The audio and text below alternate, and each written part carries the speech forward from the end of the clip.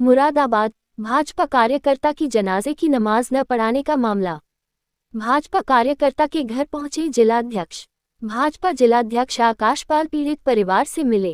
पीड़ित परिवार को दिलाया हर संभव मदद का भरोसा। घटना को बताया दुर्भाग्यपूर्ण। कुंदर की नगर में भाजपा कार्यकर्ता की मौत के बाद नहीं पढ़ाई गई थी नमाज। मामला चूंकि इस टाइम हाईलाइट हो रखा है, सारी मीडिया में चल रहा है। जो हुआ है वो बहुत ही निंदनीय है। ऐसा कभी हमने पहले अपने जीवन में, मैंने तो पहली बार सुना है कि किसी के जनाजे की नमाज को किसी इमाम ने केवल इस कारण के था भाजपा के समर्थकों को मना कर दिया गया है। इससे ज़्यादा शर्म की बात और क्या हो सकती है। आज कल कार्यक्रम है किसी कैबिनेट मिनिस्टर का यहाँ आने? नहीं, अभी तो कोई पार्टी का तो कोई कार्यक्रम नहीं है। आ जाए तो वो अलग है, क्योंकि हमारे पहले से ही इस परिवार के संपर्क में हमारे यहाँ के जो अल्पसंख्यक मोर्चे के जिला अध्यक्ष हैं वो संपर्क में है। नगर के जो मंडल के अध्यक्ष रमन भूषण जी वो लगातार संपर्क में है। और संपर्क का ये तो हमारा परिवार है। जब हम इनके दुख दर्द में हर वक्त शामिल है, ये हमारे में है। हमारे सपोर्टर थे। इनके भतीजे भारतीय जनता पार्टी से 2022 में सभासद का चुनाव लड़ चुके हैं। तो इनसे तो हमारा पारिवारिक रिश्ता है। और पारिवारिक रिश्ते को छोड़ो, मानवता का रिश्ता तो सबसे बड़ा होता है। ऐसे किसी भी कृत्य के लिए भारतीय जनता पार्टी उस परिवार के साथ है जो केवल एक उद्देश्य के लिए किसी का अपमान करती है। को लेकर केंद्र सरकार के द्वारा कल एक बिल पेश किया जा रहा है जिसमें वक्फ बोर्ड के अधिकार कम हो जाएंगे, क्या कुछ सोचते हैं? देखिए, मैं तो इसको इस तरह सोचता हूँ कि भाजपा सरकार लगातार मुस्लिम विरोधी अभियान छेड़े हुए है। जब से भाजपा की हुकूमत आई है उसके पास देश के विकास के लिए कोई प्रोग्राम नहीं है। केवल और केवल वो मुसलमानों के विरोध और मुसलमानों को दबाने के लिए और मुसलमानों को नुकसान पहुंचाने के लिए मुख्तलिफ प्रोग्राम बना रहे हैं। शरीयत में मुदाखलत की गई, कभी 3 तलाक का मसला आया, कभी एक सिविल कोड की बात की गई, जिसका देश के विकास से कोई मतलब नहीं है। धारा 370 भी इसकी एक वो था कि उसको एक तरह से आपने क्या नाम सिर्फ मुसलमान होने की वजह से, वरना धारा 371 दूसरी जगह भी है जो क्या नाम आपके पूर्व उत्तर के जो जिले क्या नाम सूबे हैं उसके अंदर वो चीज़ है, वही चीज़ सेम जो क्या नाम आपके कश्मीर के लिए है।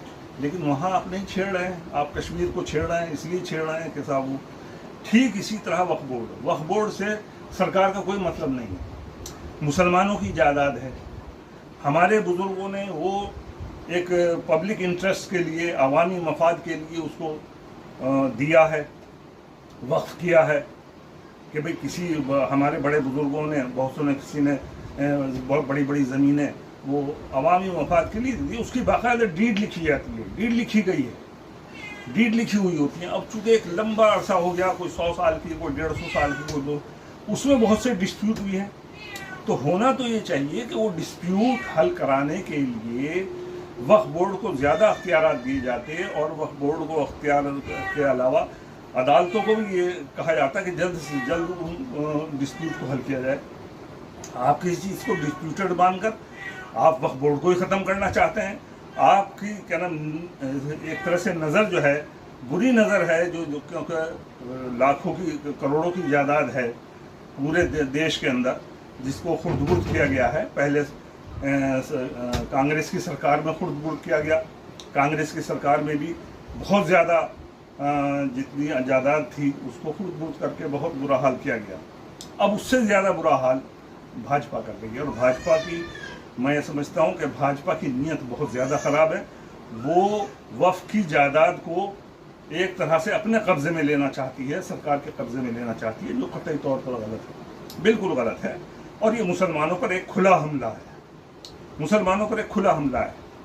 और ये उसी सिलसिले की एक कड़ी है, मदरसों की कड़ी है और मस्जिदों की कड़ी, और अब ये समझे ने सब शुरू कर दिया।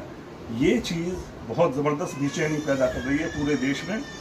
और इसमें सिर्फ मुसलमान नहीं, जो इंसाफ पसंद हिंदू हैं वो भी बहुत ज़्यादा बेचैन है कि जिस तरह का माहौल पूरे देश में पैदा कर दिया गया है, ये देश के विकास के लिए या देश की क्या नाम एकता अखंडता के लिए बहुत ख़तरा पैदा हो गया है इसमें। और ये इस तरह से ये ज़्यादा दिन नहीं चल पाएंगे। बहुत जल्दी अनारकी फैल जाएगी, अराजकता फैल जाएगी देश में और बहुत बुरा हाल हो सकते हैं। इसलिए मेरी यही एक वो कहना है कि सरकार ऐसे गलत इक़दाम से बाज आए और वो काम करे कि जिससे देश का भला हो, मुसलमानों का भला हो, हिंदुओं का भला हो। आप मुसलमानों को नुकसान पहुंचाने क्यों सोच रहे हैं, किस लिए सोच रहे हैं? सबके भले की बात करो, मुसलमानों के भले की बात करो। ये वक्फ जायदाद किसी हमने दूसरे की तो दबाई नहीं, हमारे ही बुजुर्गों की जायदाद है जो उन्होंने वक्फ कर दी है, तो आप उस पर क्यों नज़र रखे हुए हो? अगर उस पर कोई डिस्प्यूट है तो उन डिस्प्यूट को हल किया जाए, लेकिन उसको मज़ीद उलझाना और उसको अपने कब्जे में करने की नियत करना कतई तौर पर गलत है। मैं इसकी निंदा करता हूँ। मुरादाबाद सावन के तीसरे सोमवार को लेकर जंक्शन पॉइंट पर पहुंचे पुलिस अधीक्षक यातायात। कांवड़ यात्रा को लेकर जनपद में किए गए विशेष इंतजाम। जिले के हर चौराहे पर लगाई गई पुलिसकर्मियों की ड्यूटी। पुलिस अधिकारियों ने पुलिसकर्मियों को दिए दिशा निर्देश। शिव भक्तों के लिए जनपद पुलिस ने किया इंतजाम। गढ़मुक्तेश्वर और हरिद्वार से आने वाले कांवड़ यात्रियों के लिए किए गए विशेष इंतजाम।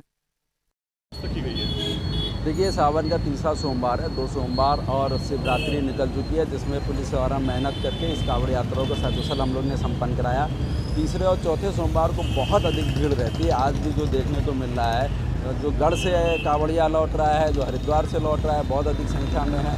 हम लोग सब लोग सतर्क हैं। हम लोग प्रयास कर रहे हैं कि सभी तरह से व्यवस्था देते हुए कांवड़ियों को सकुशल उनके गंतव्य स्थान पर पहुँचा सकें। तेज रफ्तार बाइक ने हरिद्वार से पवित्र जल लेकर लौट रहे कांवड़िया को मारी टक्कर। टक्कर लगने से कांवड़िया के आई गंभीर चोट। टक्कर मारने वाले बाइक सवार का कांवड़ियों ने किया पीछा। टक्कर मारकर बाइक सवार हुआ फरार। हादसे में कांवड़िया के चोट लगने की सूचना पर मौके पर स्थानीय पुलिस पहुंची। घायल कांवड़िया का पुलिस ने तुरंत कराया इलाज। रोड पर तैनात एम्बुलेंस डॉक्टर की टीम मौके पर पहुंचे। घायल कांवड़िया के पट्टी बांधकर दवाई देकर जत्थे को किया रवाना। टक्कर मारने वाले बाइक सवार की तलाश में पुलिस जुटी। मुंडा पांडे थाना क्षेत्र के दलपतपुर चौराहे दिल्ली लखनऊ हाईवे का मामला।